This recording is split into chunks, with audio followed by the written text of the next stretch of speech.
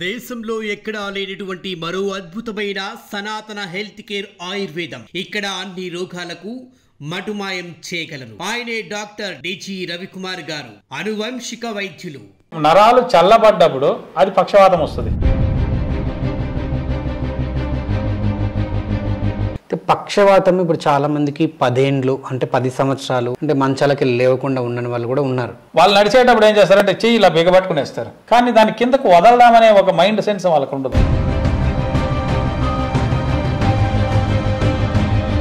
ఇప్పుడు చాలా మంది నా దగ్గర 5 ఏళ్ళు 6 ఏళ్ళు సంవత్సరం ఉండేవాళ్ళు కూడా మాక్సిమం 4 నెలలు 5 నెలలు కొద్ది కొద్దిగా రికవరీ అయితే వస్తున్నారు.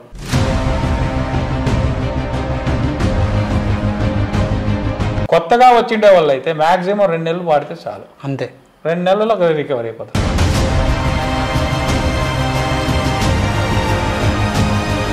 బ్రెయిన్ స్ట్రోక్ అంటే మేము రక్తం ఉంటే మెదడులో డౌన్ అవుతుంది. రక్తంలో ఒక జీవ కణాలు అంటే ఒక లిమిట్ లో ఉండాలి. రక్తం అనేది మందగించకూడదు, అలసగా ఉండాలి. సోమారితనం వచ్చింది దీనికి ఏదైనా పని చేయాలని చెప్పేసి ఎప్పుడు ఐడియా వస్తుందో ఒక బ్యాగ్ లాంటి దాన్ని తీసుకొని ఒక 2 కేజీలు 5 కేజీలు ఇసుక దాంట్లోకి పోసేయాలి. పోసి చేతికి తగలేసి నువ్వు నడుచుకొని పోతా ఉంటే దానిపైన అది చేసుకుంటూ ఉంటుంది. వీడియోస్ పెడతారు, ఒక 2 నిమిషాలు 3 నిమిషాలు నడవమని చెప్తాను. ఫలాని సమస్య ఉండదు, నేను ఇంకా చూస్తాను, చూసి దానికి తగినట్లు మందులు పంపుతాను.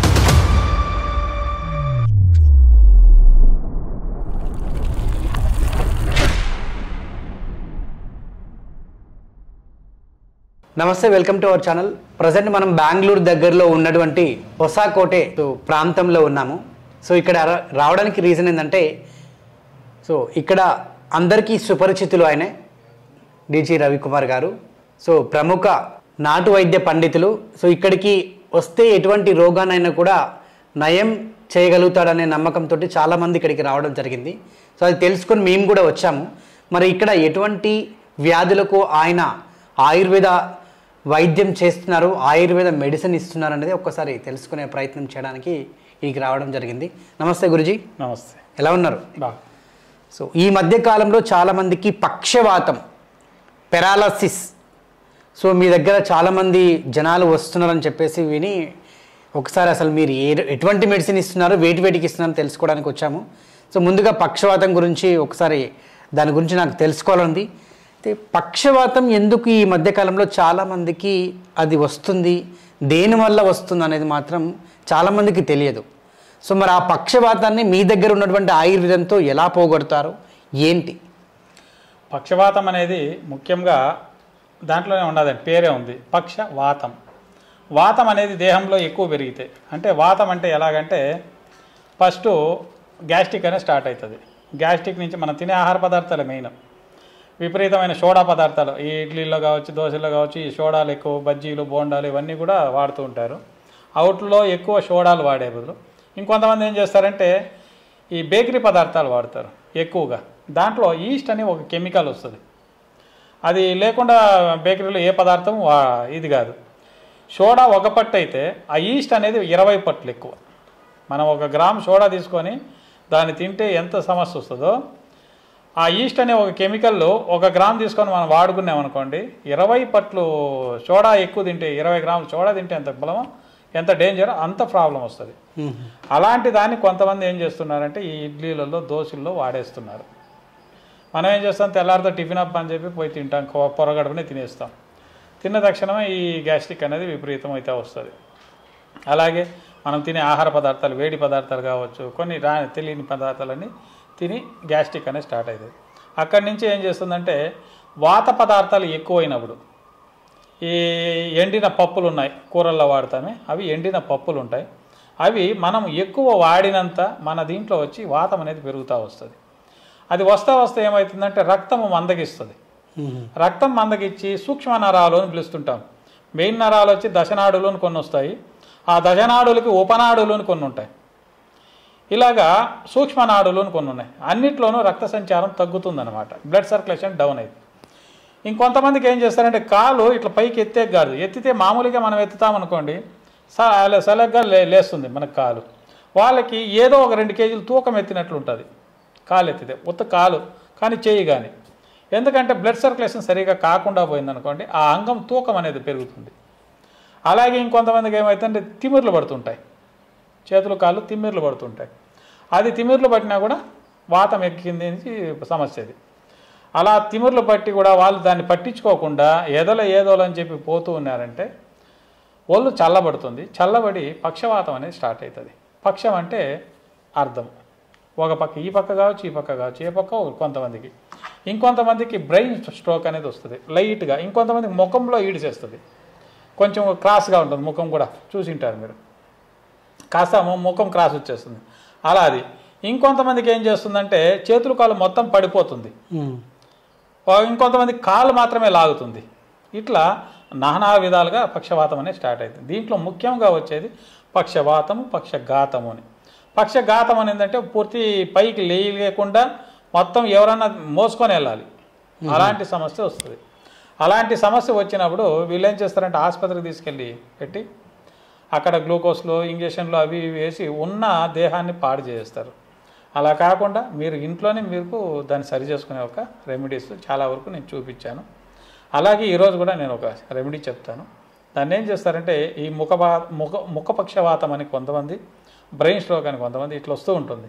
అలాంటి వాళ్ళు ఏం చేస్తారంటే చూడండి, దీన్ని వచ్చి కుందేలు కొమ్ము అంటారు. కుందేలు కొమ్ము అంటారు. ఇది అడవి ప్రాంతాల్లో పల్లెటూరుల్లో బాగా దొరుకుతుంది అనమాట. ఈ పక్షవాతం వచ్చినప్పుడు ఏం చేస్తారంటే దానికి ఒక రెమెడీ ఉంటుంది, నేను చెప్తాను, ఇంకో వీడియోలో కూడా మీకు చూపిస్తాను. దాన్ని కషాయంలాగా చేసి మిరియాలు, ఎల్లుల్లిపాయలు ఎక్కువ హీట్ చేసే పదార్థాలే ఎక్కువ పెట్టాలి కడుపుకి. ఎందుకంటే నరాలు చల్లబడ్డప్పుడు అది పక్షవాతం వస్తుంది, ఎవరికే కావచ్చు. నరాలు చల్లబడకూడదు, దానికి ఒక లిమిటేషన్, ఒక హీట్ అనేది ఉంటుంది. బాడీ ఆ హీట్లో ఉండేంత వరకు ఆ సమస్య ఏం లేదు. అలా చల్లబడ్డప్పుడు మనం ఏం చేయాలంటే వేడి పదార్థాలు ఎక్కువగా వాడుకోవాలి. అలా కాదు మనకి వేడి బాగా విపరీతంగా ఉండాలి అన్నప్పుడు చలవ పదార్థాలు ఎక్కువ వాడాలి. అప్పుడు బాడీని నార్మల్ తెచ్చుకోవాలి దాన్ని. అట్లా ఎక్కువ వేడైనా మూత్రంలో ఇన్ఫెక్షన్ అవుతుంది, కళ్ళంతా మంటలు, ఏదో ఒక సమస్యలు ఇట్లా వస్తూ ఉంటుంది. అలా మూత్రము పూర్తి బాడీ చలవబడిపోయినా కూడా పక్షవాతం అనేది స్టార్ట్ అవుతుంది. ఇలా నానా రకాలుగా ఉంది. అప్పుడు ఏం చేస్తారంటే ఉలవల కషాయం పెట్టుకొని తాగొచ్చు వాళ్ళు. ఇంట్లో ఉండే రెమెడీస్ ఏమంటే ఉలవలు వస్తాయి, చూశారు కదా ఉలవల్ని ఒక పిడికిడెత్తి పాత్రలోకి వేసి అల్యూమినియం పాత్రలు మొత్తం బంద్ చేయడం మంచిది, వాడకూడదు. అలా కాకుండా కుండ తీసుకోవాలా, కుండ కానీ లేదా పాతకాలంలో పాత్రలు వాడుతుండేవాళ్ళు, అది కాఫర్ది కావచ్చు, ఇత్తడి, ఇవన్నీ కూడా పాతకాలంలో. ఇప్పుడు కొత్తగా వచ్చే ఇత్తడులన్నీ ఇవి డేంజరస్, ఎందుకంటే దాంట్లో ఉండే కెమికల్స్ ఎక్కువ ఉన్నాయి. ఇప్పుడు కొంతమంది అంటున్నారు ఏది ఈ water bottles, copper water bottles అని, దాంట్లో కూడా చిలువ అనేది ఎక్కువ ఉంటుంది, సమస్య ఎక్కువ ఉంటుంది. అలా కాకుండా అయినంత స్టెయిన్లెస్ స్టీల్ కానీ ఇవన్నీ వాడుకోవచ్చు. ఆ ఉలవలో పిడిగడెత్తేసి 4 మిరియాలు, ఎల్లుల్లిపాయలు వేసి లైట్గా కొద్దిగా ఉప్పు వేసుకోవాలి. దాని జతకి మీరు ఈ ఇంట్లో వాడే ఉప్పు కన్నా సైందర్ లవణం అని దొరుకుతుంది, రాక్ సాల్ట్ అని అంగళ్ళలో దొరుకుతాయి. దాన్ని వాడుకుని కషాయం పెట్టి ప్రతినిత్యం తెల్లవారి, మధ్యాహ్నం, సాయంత్రం 3 పూట్లు కషాయం ఇచ్చి ఈ పక్షవాతం వచ్చిండే పక్క ఏం చేస్తారంటే ఈ కుందేలు కొమ్ములోనే ఉండదు, దొరుకుతుంది. ఇది చాలా ఎనర్జెటిక్ మెడిసిన్ అనమాట. ఇది ఈ పాతకాలంలో అడవుల్లో మన ఋషిమునులు కానీ ఎవరే కానీ పాతకాలం వాళ్ళు ఏం చేసేవాళ్ళంటే ఆకలి ఎక్కువైపోయింది అనుకోండి, దీన్ని విరుచుకొని తినేసేవాళ్ళు. ఆకలిని తగ్గిస్తుంది, బాడీకి స్టామినా ఇస్తుంది. దీంట్లో తెల్ల పూలు పూసేది మాత్రమే తీసుకోవాలి, ఎర్ర పూలు పూసేది అవసరం ఉండదు. దీని గుర్తు ఎలాగంటే మనం తిన్నామనుకోండి కాస్త చేదు ఉంటుంది, అది వచ్చి ఏనుగు కుందేటి కొమ్ము అంటారు. ఇది వచ్చి ఈ కుందేటి కొమ్ములు వచ్చి సప్పగా ఉంటాయి, ఏ రుచి ఉండదు, ఎక్కువ రుచి ఉండదు. ఆ ఒగురు కానీ చేదు కానీ ఉండదు, కాస్త ఒగురు ఉంటుంది, చేదు అనేది ఉండదు. దీన్ని ఏం చేస్తామంటే ఒక అంత తీసుకొని బాగా దంచేయాలి. దంచేసి పెను మీద కాస్త ఉడుకు చేసి ఒక బట్టలోకి వేసుకొని ఏ పక్క ముఖ పక్షవాతం కావచ్చు, ఏ పక్క ఘాతం కావచ్చు, ఏదన్నా కానీ వచ్చిండే జాగాలో కాపడం ఇస్తా రావాలి. కాపడం ఇస్తా వస్తే కాపాలి, బాగా మూటలో బాగా టైట్గా కట్టేయాలి. కట్టేసి వేడివేడిగా ఉండాలి. పెడతా వస్తే ఎక్కడ ఆ సలవ నుంచి నరాలు లాగేసిందో ఆ నరాలు మళ్ళీ ఫ్రీ అవుతాయి, యాక్టివ్ అవుతాయి. ఆ బ్లడ్ సర్క్యులేషన్ సరాగంగా నడిచే స్టార్ట్ అవుతుంది. ఇది చాలా అద్భుతమైన మూలిక. ఇది మన ఋషిమునులు పాతకాలంలో అడవుల్లో ఉండేవాళ్ళు, అడవుల్లో వీటిని తినుకొని చాలామంది ఇది అయ్యేవాళ్ళు. ఇది చాలా అద్భుతమైన మూలిక అనమాట. ఈ జపాలు తపాలు చేసేవాళ్ళు కావచ్చు, ఇవి కూడా వీటిని తినుకొని జీవనం చేసేవాళ్ళు. దేన్ని తెలుసుకోవాలి దీని గురించి అంతే. ఈ ఒక కుందేటి కొమ్మిని ప్రతినిత్యం కాపడం ఇస్తూ వస్తే ఆ పక్షవాతం అనేది సంపూర్ణంగా నయమవుతుంది. అలాగే వీళ్ళు ఏం చేయాలంటే ఈ మ్యాక్సిమము ఉలవలేనిది ఎక్కువ కషాయంలాగా ఎల్లుల్లిపాయలు మరియు ఉలవలు, మిరియాలు ఇవే ఎక్కువ వాడాలి. వాడుతూ వస్తే కంపల్సరీ ఆ ముక్క పక్షవాతం కావచ్చు, పక్షవాతం కావచ్చు, ఇవేదన్నా కూడా క్లియర్ అవుతూ వస్తుంది. పక్షవాతం ఇప్పుడు చాలామందికి 10 ఏండ్లు అంటే 10 సంవత్సరాలు 20 సంవత్సరాల నుంచి కూడా చాలామంది అంటే మంచాలకి లేవకుండా ఉండని వాళ్ళు కూడా ఉన్నారు. మరి వాళ్ళకి ఏమైనా పరిష్కారం దీంతో ఏమైనా అవుతుందా? పరిష్కారం అవుతుంది అంటే నిదానం అవుతుంది. ఎందుకంటే వాళ్ళకి ఆల్రెడీ ఇప్పుడు చిన్న ఎగ్జాంపుల్ చెప్తా. వాళ్ళు నడిచేటప్పుడు ఏం చేస్తారంటే చెయ్యి ఇలా బిగబట్టుకునేస్తారు, బిగబెట్టుకునేసి తింటారు. కానీ దాని కిందకు వదలదామనే ఒక మైండ్ సెన్స్ వాళ్ళకు ఉండదు. దానికి ఏదైనా ఒక పని చేయాలి. ఇప్పుడు సోమారి అంటారు.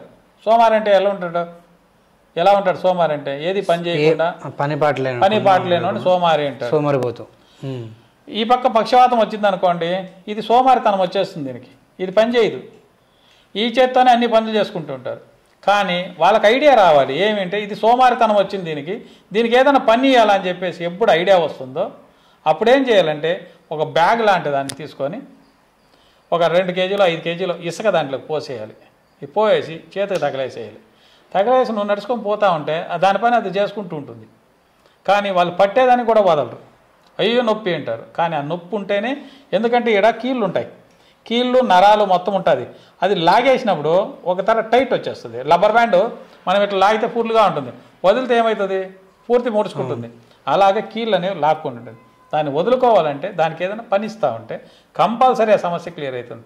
ఇప్పుడు చాలామంది నా దగ్గర 5 ఏళ్ళు 6 ఏళ్ళు సంవత్సరాలు ఉండేవాళ్ళు కూడా నా దగ్గర మందు తీసుకుంటున్నారు. మ్యాక్సిమం 4 నెలలు 5 నెలలు కొద్దిగా రికవరీ అయితే వస్తున్నారు. ఏ సమస్య లేదు. కొత్తగా వచ్చిండే వాళ్ళు అయితే మ్యాక్సిమం 2 నెలలు వాడితే చాలు, అంతే. 2 నెలల్లో రికవరీ అయిపోతారు. కొత్తగా ఫస్ట్ స్టార్టింగ్ స్టేజ్ అయితే 2 నెలల్లో రికవరీ అవుతారు. పక్షవాతం కావచ్చు, పక్షఘాతం కావచ్చు. కానీ సంవత్సరాల కొద్దీ అయిపోయింది అది అంటే కాస్త నిదానం పడుతుంది, కానీ రికవరీ అవుతారు. ఇప్పుడు మీరు అన్నట్టు ఇంతకుముందు అదే బ్రెయిన్ స్ట్రోక్, సో ఈ అంటే కేసెస్ కూడా చాలా ఎక్కువ ఉన్నాయి ఈ మధ్య కాలంలో. సో అది కూడా చాలా ఏండ్ల నుంచి కూడా వచ్చిన వాళ్ళు ఉంటారు. అంటే బ్రెయిన్ స్ట్రోక్ అంటే మేము రక్తం అంటే మెదడులో గడ్డగడుతుంది, డౌన్ అవుతుంది, గడ్డగడుతుంది అంటారు. అవును. ఇప్పుడు నరం ఇది ఉందనుకోండి, బ్లడ్ అనేది మన హైట్ ప్రెజర్ తగ్గుతుంది, మన బాడీ ప్రెజర్ తగ్గుతుంది. తగ్గినప్పుడు ఆ ప్రెజర్ ఆడిపోయి ఇట్లే వస్తూ ఉంటుంది. అక్కడ మనం పాలు కాంచేటప్పుడు మేగడలాగా పైన కట్టుకుంటుంది కదా, అక్కడ బ్లడ్ అనేది మేగడలాగా కట్టేస్తుంది. అప్పుడు సర్క్యులేషన్ కాదు. అప్పుడు ఏమవుతుందంటే అది స్టాప్ అయిపోతుంది. అక్కడ ఆ స్టాప్ అయిపోయి కూడా హార్ట్ అటాక్. ఎందుకు వస్తుంది బ్రెయిన్ స్ట్రోక్? మెయిన్గా బ్లడ్ ప్రెజర్ కావాలి, మెయిన్ ప్రెజర్ ఉండాలి రక్తంలో. ఒక జీవకణాలు అంటే ఒక లిమిట్లో ఉండాలి. రక్తం అనేది మందగించకూడదు, పల్సగా ఉండాలి. పల్సగా ఉంటే సూక్ష్మనాడులు పూర్తి ఉన్నాయి, సూక్ష్మనాడులు ఎక్కువ ఉన్నాయి మన దేహంలో. ప్రతి ఒక్క చోటుకు పోవాలంటే ఆ రక్తం అనేది పల్సగా ఉంటేనే పనిచేస్తుంది. గట్టిపడిందంటే సమస్య వస్తుంది. అది ఓకే. సో వీటికి కూడా రీజనబుల్ రేట్సే ఉంటాయి మన దగ్గర? రేట్స్ అంతా నా దగ్గర ఎవరి దగ్గర నాకు రేట్ గురించి ఎవరు నన్ను ప్రశ్నించే ఇదే ఉండదు. నా దగ్గర అంతా రీజనబులే ఉంటుంది. సో ఎట్లా ఇప్పుడు కొందరు ఇంత దూరం రాలేరు కదా, మరి వాళ్ళ పరిస్థితి? వాళ్ళకంతా కొరియర్ పంపిస్తారు. వాళ్ళు ఏం చేస్తారంటే పక్షవాతం వచ్చిండే వాళ్ళు వీడియోస్ పెడతారు. ప్రతి ఒక్కటి నాకు అదే వచ్చేది. ఒక 2 నిమిషాలు 3 నిమిషాలు నడవమని చెప్తాను, లేదా లేసేక అవుతుందా లేదా, కూర్చొని ఎట్లా లేస్తారు, మొత్తం డీటెయిల్గా నాకు వీడియో పెట్టమని చెప్తా. వాళ్ళు పెట్టారనుకోండి, పలాని సమస్య ఉండదు, నేను ఇంకా చూస్తాను, చూసి వీళ్ళకి ఏమి ఇవ్వాలని తెలుస్తుంది, దానికి తగినట్లు మందులు పంపిస్తూ ఉంటాను. ఓకే. సో ఈ మధ్యకాలంలో చాలామంది పెరాలసిస్, పక్షపాతం, అదైతే బ్రెయిన్ స్ట్రోక్ వచ్చిన వాళ్ళు కూడా ఇటువంటి సమస్యలతో చాలామంది బాధపడుతున్నారు. సో వాళ్ళందరికీ ఒక దివ్య ఔషధం గురువుగారి దగ్గర ఉంది. సో డెఫినెట్గా ఎవరైతే ఆ సమస్యతో బాధపడుతున్న వాళ్ళు ఉన్నారో కింద గురువుగారికి సంబంధించిన కాంటాక్ట్ డీటెయిల్స్, వారి అడ్రస్ డీటెయిల్స్ అన్నీ కూడా ఉంటాయి. ఎవరైనా రాలేని వాళ్ళు ఉంటే ఈ యొక్క నెంబర్కి సంప్రదించి గురువుగారితో మాట్లాడి ఈ యొక్క ఔషధాన్ని మీకు అందజేస్తారు. మీరు ఇక్కడికి వచ్చి కూడా ఆయనను సంప్రదించవచ్చు. అదేవిధంగా అంటే ఇంత దూరం చాలామంది వేరే రాష్ట్రాల నుంచి మేము అంత దూరం రాలేని వాళ్ళని చాలామంది ఉంటారు. సో వారు ఏం చేయాలంటే కింద స్క్రోల్ అవుతున్న నెంబర్కి కాల్ చేసి సో మీ సమస్య అనేది గురువుగారికి చెప్పుకొని దానికి సంబంధించిన మెడిసిన్ అనేది మీ డోర్ స్టెప్ అంటే మీ ఇంటికే స్వయంగా వాళ్ళు కొరియర్ చేస్తారు. సో చాలా సులభమైన తక్కువ ధరకే రీజనబుల్ ప్రైజెస్. ఇక్కడ మనకు 10,000 20,000 అట్లాంటివి రేట్లు ఏముండవు, చాలా రీజనబుల్ రేట్సే ఉంటాయి. ఏ సామాన్యుడైనా కూడా ఇక్కడికి వచ్చి కొనుక్కొని మీ యొక్క అనారోగ్య సమస్య నుంచి బయటపడవచ్చు. సో ఇంకా ఆలస్యం చేయకుండా కింద స్క్రోల్ అవుతున్న నెంబర్కి గురువుగారికి కాల్ చేసి సంప్రదించి ఈ యొక్క మెడిసిన్ని మీ సొంతం చేసుకొని మీరు తొందరగా మీ అనారోగ్యం నుంచి బయటపడండి. ఓకే అండి, థ్యాంక్ యూ సో మచ్. దేశంలో ఎక్కడా లేనటువంటి మరో అద్భుతమైన సనాతన హెల్త్ కేర్ ఆయుర్వేదం. ఇక్కడ అన్ని రోగాలకు మటుమాయం చేయగలరు. ఆయనే డాక్టర్ డిజి రవికుమార్ గారు, అనువంశిక వైద్యులు.